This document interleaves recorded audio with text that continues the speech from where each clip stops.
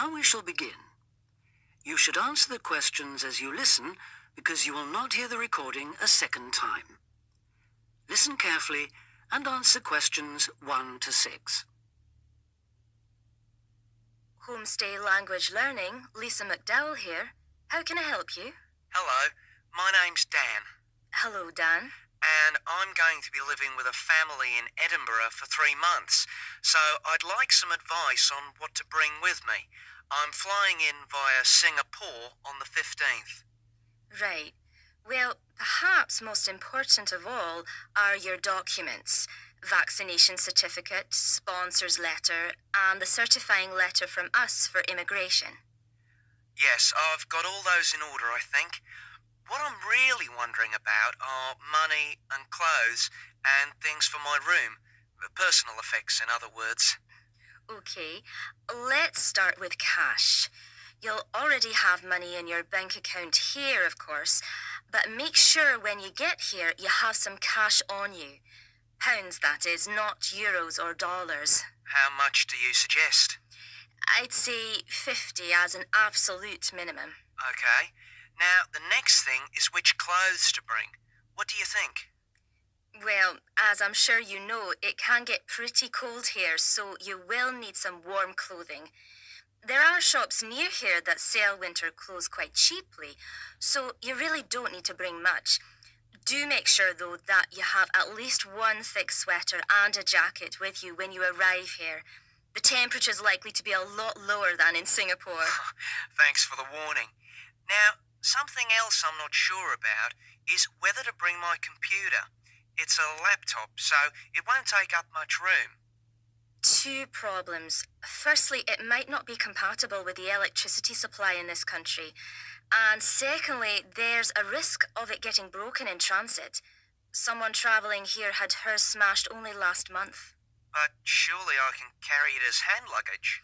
Usually, yes, but because of all the tight security right now, you may have to check it in. So my advice is to leave yours at home. Okay, I think I will. Is there anything else you'd advise against bringing? Well, you won't need household or cooking things. They'll all be provided. And importing food, of course, isn't allowed by customs, though I imagine you already knew that. Well, yes. But there are 1 or 2 things I'd suggest you find room for in your suitcase. Yes? Perhaps a few of your favourite cassettes or compact discs. Of course, you might be able to find them in the shops here, but then again, you might not. That's a good idea. Anything else? Yes, some photographs of people and places that are special to you could be nice.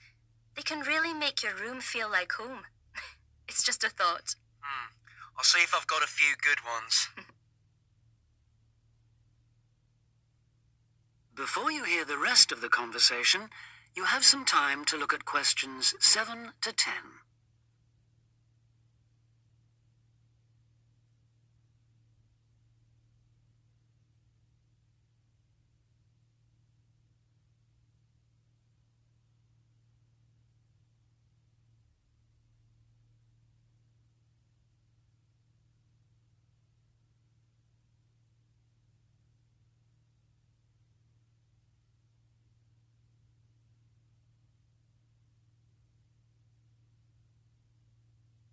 Now listen and answer questions 7 to 10.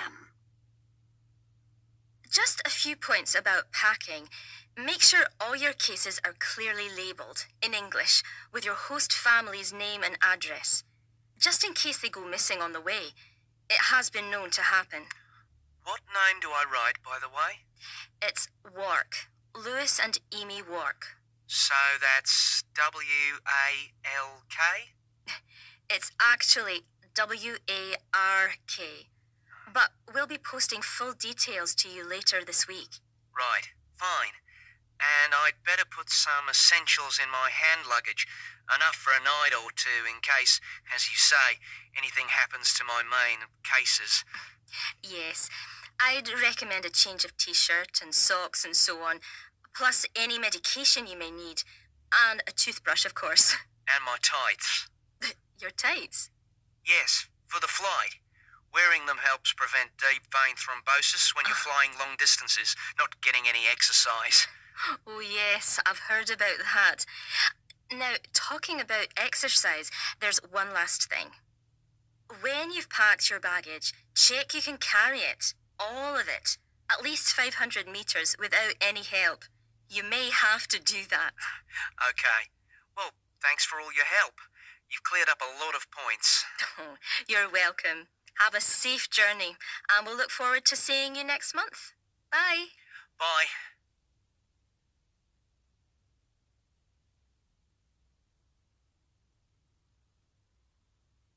That is the end of part 1. You now have half a minute to check your answers.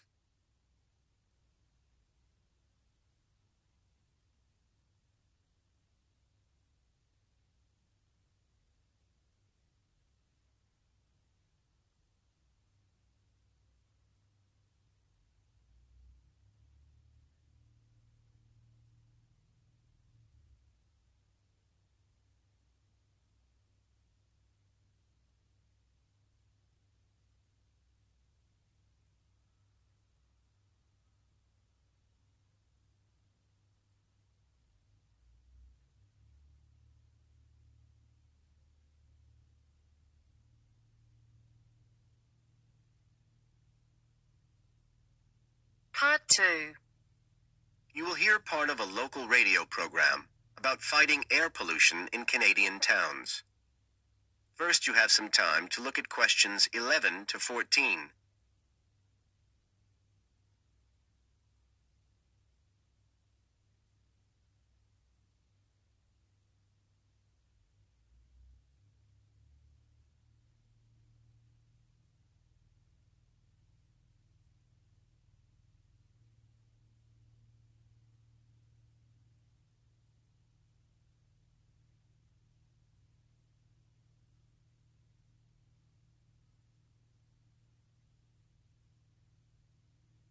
Now listen carefully and answer questions 11 to 14. Good morning, folks, and welcome to the information roundup on your own local radio station. This is Larry Knowles talking to you this morning on Tuesday, the 25th of May. And the first item coming up is a reminder to you all out there about Canadian Clean Air Day, which is on June 6th. In case you weren't around for the last one, this is a chance for Canadians everywhere to focus on the problems of air pollution and to actually try to do something to help reduce the problem. How many Canadians do you think die annually because of air pollution? 2,000? 3,000? Well, the rate is a staggering 5,000, and it's likely to grow unless we do something. And it's this concern with your health that's the driving force behind the government campaign that is sponsoring Clean Air Day. So what causes air pollution in the first place? Well, the transportation sector accounts for 27% of all greenhouse gases produced in Canada. It's also the biggest source of that thick, polluted air from traffic fumes that we call smog. And it's the tiny particles and ground-level ozone in smog that are the main causes of health problems and even deaths across the country.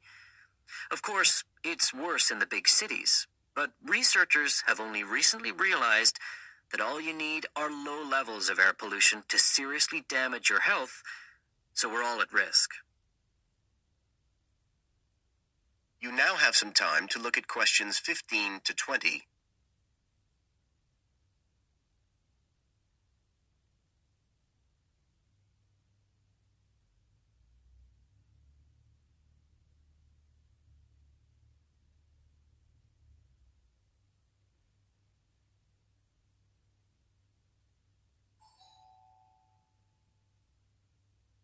Now listen and answer questions 15 to 20. So, what can we do to fight air pollution? Well, it should be pretty obvious by now that the way we get to and from work every day can have a big impact on the air we breathe. So the easiest action you can take on Clean Air Day is to accept what we call the Commuter Challenge. and get to work on foot or by cycling for a change. If you have to use your car, try carpooling and share the drive, or better still, use public transit. If everyone tries this for just one day, you'll be amazed by the difference it can make to the air in our towns and cities. But there's more you can do to improve air quality. For example, you can plant trees. And if you don't have a garden, then you can do your bit in other ways. For instance, did you know that modern, improved wood stoves can reduce wood smoke by as much as 80 to 90%? So you can make a big difference if you upgrade the appliances you use in your home. The government is also working hard on your behalf to clean up our air. Its priority is to reduce the emissions that cause smog, and they have clear plans to get there. Last year, Canada and the United States agreed to reduce emissions on both sides of the border between the two countries, and they plan to reach their targets in the next few years. The government's also taking action to get cleaner fuels. It's already reduced the sulfur contained in gasoline, and it hopes to reach the reduction target for sulfur in diesel by next year. But the measures don't just focus on the motorist. The federal government's also working to reduce emissions from power plants and factories right across the provinces. You can find out all about government action and all the plans for Clean Air Day events. That is the end of part 2. You now have half a minute to check your answers.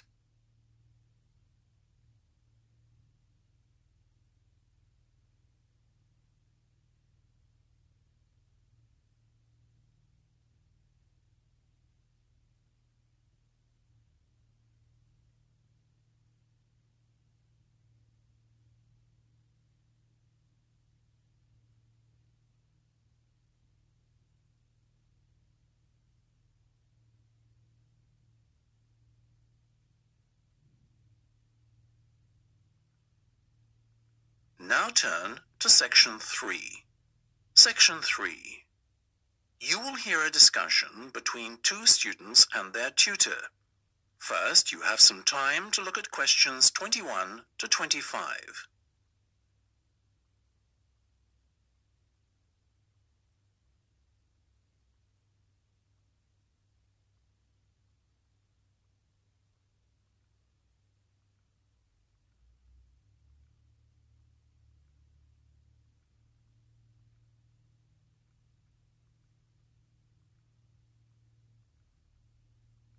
Now listen carefully and answer questions 21 to 25. Okay, guys, first off, well done. That was a very good presentation yesterday.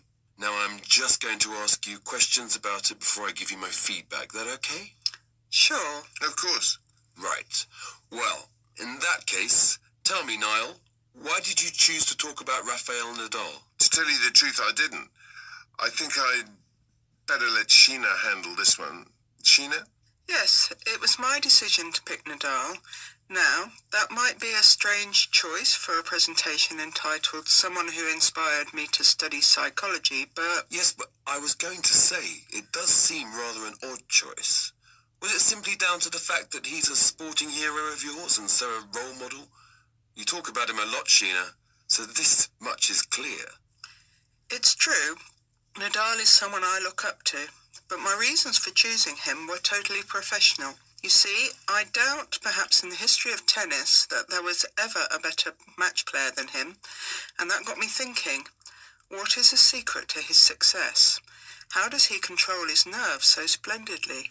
The more we started to look into his background, the more I realized Sheena was right. Nadal was a perfect candidate for this study. He is, on so many levels, a very well-balanced character, and it was fascinating to gain an insight into the mind of this great champion over the last few weeks. I'll admit that I was at first somewhat unsure about whether or not I should back Sheena on this one, but it didn't take long for our research to put us at ease. So, while most of the students were researching Freud and other visionaries in the field of psychology and psychoanalysis, you were looking into a present-day sports star? Does that not strike you as a little odd? Of course, we knew it was a risk. After all, there was a danger that no one, least of all you, would take us seriously when we stood up on stage and started our presentation. That said, I think it is in the spirit of psychology to be inquisitive and adventurous and not just stick to the conventional. Otherwise, how would the field have come so far, as it has done already? Well, I must say, your risk certainly paid off. Yours was, without a shadow of a doubt, the most interesting and original presentation I saw. And judging by the reactions of the other students, I would have to say that everyone else was equally impressed. Thank you. I'm so glad you think so. Yes, but notwithstanding your excellent presentation content, we must remember that the marks for this project are awarded based on a number of criteria, and we'll examine those in a few minutes. But first, another question. Where did you find your sources? Well, and I don't quite know how we managed it, but we were able to secure a face-to-face interview with Nadal while he was over here for the Wimbledon Tennis Championship, so we weren't reliant on newspaper articles and interviews or any other forms of secondary sources. We did, however, find the library sports archive, an invaluable backup aid to help us fill in the gaps and piece together our interpretation of what makes Nadal such a mentally strong champion. Before you hear the rest of the discussion, you have some time to look at questions 26 to 30.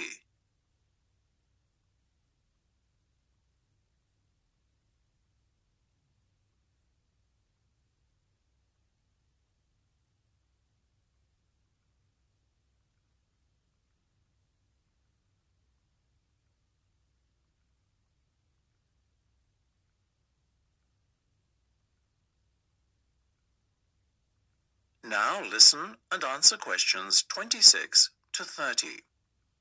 Okay, well, as I said, congratulations again for your excellent work. Now it's time for my feedback. The first area where marks were awarded is in your use of equipment. I felt that had you not been a little too reliant on the overhead projector, and had you, for example, used the interactive whiteboard and audio equipment a little more effectively, you would have received top marks in this section. As things stand, though, your use of equipment was still very satisfactory. It's just a shame as it was an opportunity missed to score full points. The next area I was asked to assess is content. As you might have guessed, I simply can't fault you on that. Highly original work, so well done. As for your timing, I felt that the two of you were a little too over-rehearsed, so the presentation felt, at times, a little robotic. That said, again, it was very satisfactory, and you would get full points for effort. Sadly, though, there is such a thing as trying too hard, and that cost you top marks here, I'm afraid. Oh, I see. Right. What was particularly impressive, though, was the thick handout you'd prepared for everyone. I took it home to read through it afterwards, and it was very well written.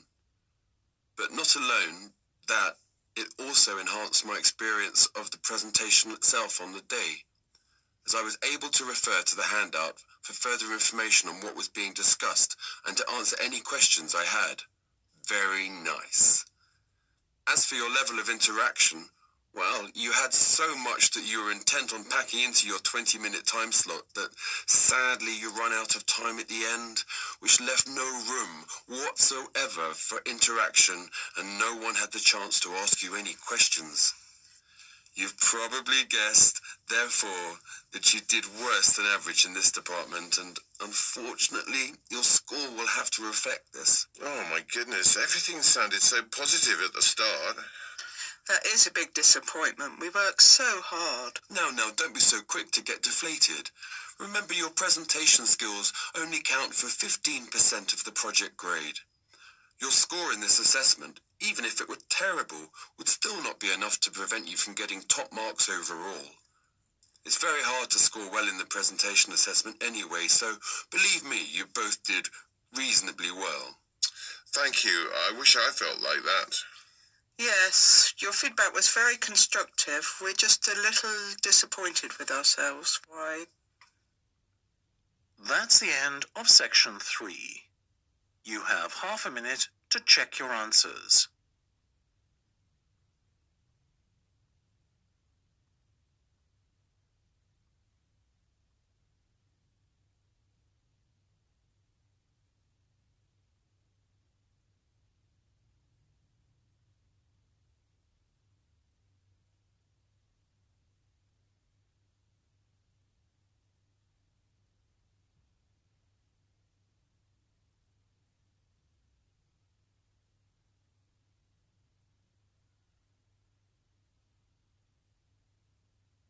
Now turns to part 4. Part 4. You will hear a presentation by a student about a website she has designed for a supermarket. First, you have some time to look at questions 31 to 40 on pages 113 and 114.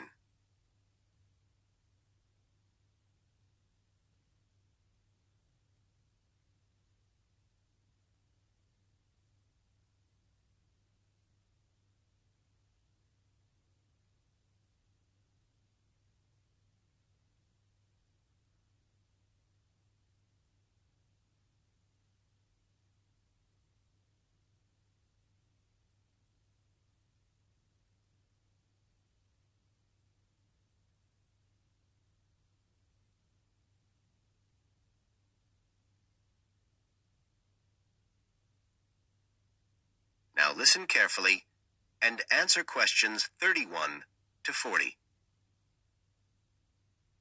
For my website design project, I decided to approach SuperSave supermarkets because I have an evening job at the supermarket, so I already have a slight insight into their organizational goals and workings. The field research for my project was in 2 stages. First, I had an interview with Mr. Dunn, who is in charge of SuperSave's customer care department. I discussed the project with him in order to identify the supermarket's requirements.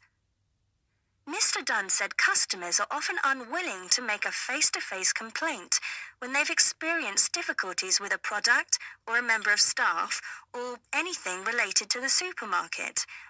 So he said a website which allowed members of the public to get in touch with the organization and bring the problem to their attention in a private manner might be very useful, and we agreed that I'd work on this. For the second stage of my research, I devised a questionnaire to put to SuperSave customers. I needed to find out about the customers' experiences of problems together with their attitudes towards making complaints, both directly and indirectly. I used a mixture of closed questions, such as, have you ever experienced a problem at any SuperSave store? And open questions, such as, what would you find helpful about a customer complaint website? I decided to do interviews rather than rely on distribution of the questionnaire, as I felt this was likely to lead to a higher take-up rate. I visited 4 SuperSave stores, 2 in the city centre and 2 in the outskirts, and altogether I interviewed 101 respondents. Then finally, I analysed the results.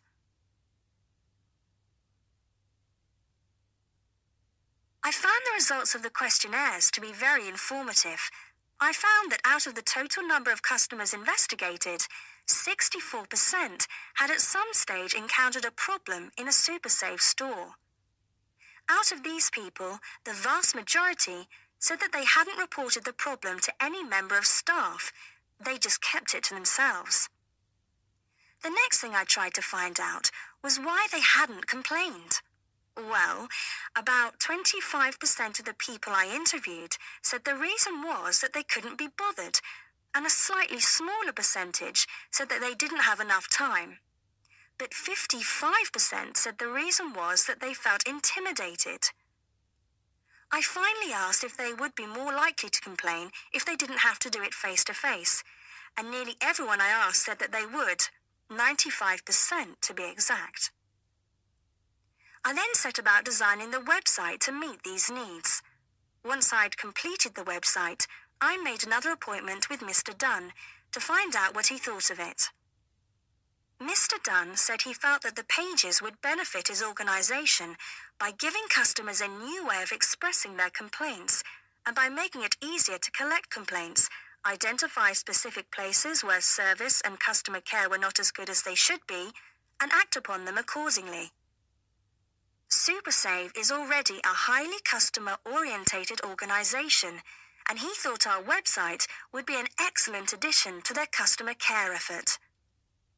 This is all well and good, but there still remains the general problem with websites, that there's the lack of access to online computers. Surprisingly, in my survey, I found that 88% of those interviewed had access to the internet, which I felt was quite high. But this access wasn't always direct. For some people, it was through their children and grandchildren and neighbours and so on, rather than being readily available in their own homes. This could prove to be a major drawback to the site, but it is still better to have it now to get the edge over competitors, however slight, and in the very near future, it is expected that almost everyone will have direct access to the internet. Another thing to consider is that at the moment I can only base our conclusions on data gathered from a tiny fraction of the supermarket's customer base. In order to get a better idea of how the site is doing and to see how well I have met my objectives, the site will need to have been up and running for at least a few months. After this time, it'll be possible to see whether or not people are actually using the site and if it's helping to make improvements to their customer service. It would also be interesting to study the effect of the site on staff at the supermarket. Morale could be dented as more complaints come in. Staff may feel they are being unfairly criticised and that there is no need for another way for customers to complain. But also, the site could boost morale by making staff come together to overcome the constructive criticism, and they may gain more job satisfaction by knowing that they are making a difference to the customer. So, overall, I feel my website has met my objectives, but there is scope for improvement and expansion. Are there any questions? That is the end of part 4.